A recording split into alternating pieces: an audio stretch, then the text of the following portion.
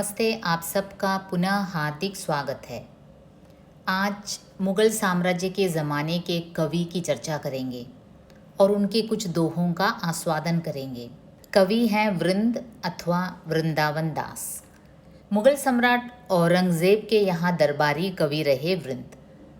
हिंदी साहित्य के इतिहास को काल विभाजन की दृष्टि से अगर देखें तो ये रीतिकालीन काव्य का समय था। 17th सेंचुरी की बात हो रही है।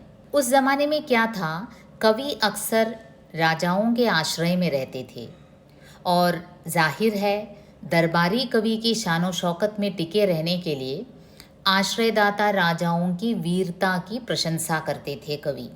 उनकी रानियों का सौंदर्य वर्णन नख शिख करते थे और इस प्रकार काव्य रचना करने की प्रवृत्ति उस समय में आम बात थी। वृंद उन दिनों मुग़ल सम्राट औरंगज़ेब के यहाँ दरबारी कवि थे। रीतिकाल का उस समय यद्यपि श्रृंगारिक एवं आचार्यत्व प्रदर्शन का रहा, तथापि वृंद एक ऐसे कवि थे जिन्होंने काव्य के बंधी बंधाई परिपाटी को छोड़कर भक्ति, नीति, धर्म, प्रेम आदि प्रवृत्तियों को अपने साहित्य में प्रमुख स्थान दिया।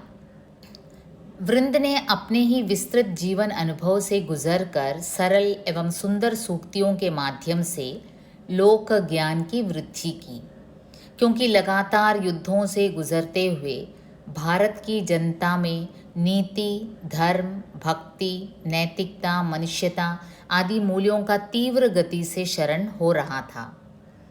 ऐसे समय में वृंद ने लोक नीति, अर्थनीति आदि को अपनी रचना का विषय बनाया और अपने कवित्व विवेक को बचाए रखा। वृंद की सबसे प्रसिद्ध रचनाओं में से एक वृंद सतसई है, जिसमें 700 दोहे हैं। सतसई का अर्थ ही 700 है। अपने दोहों के माध्यम से उन्होंने लोगों को सच्चाई के मार्ग पर चलना सिखाया और साथ ही लोगों को मिलजुल कर रहने का तरीका सिखाया कि मनुष्य को किस तरह अपना जीवन सुखमय बनाना चाहिए और मनुष्य अपनी ज़िंदगी खुशपूर्वक कैसे व्यतीत कर सकता है। तो चलिए आस्वादन करते हैं उनका एक नीतिपरक दोहा। उद्यम कबहुंच न छोड़िए, पर आशा के मात, गागरी कैसे फोरिए, उनियो देखी पयोद। कवि वृंद इस दोहे में काफ़ी महत्वपूर्ण बात करते हैं कि पर आशा के भरोसे अर्थात दूसरों से मदद मिलेगी, इस आशा में हमें अपनी तरफ से परिश्रम करना, उद्यम करना नहीं छोड़ना चाहिए। मानव को चाहिए कि निरंतर अपनी क्षमता के अनुसार परिश्रम करते जाएं। कभी कभार दूसरों की मदद से कुछ मदद मिल भी गई तो इसका ये मतलब नहीं कि स्वयं परिश्रम करना छोड़ दें।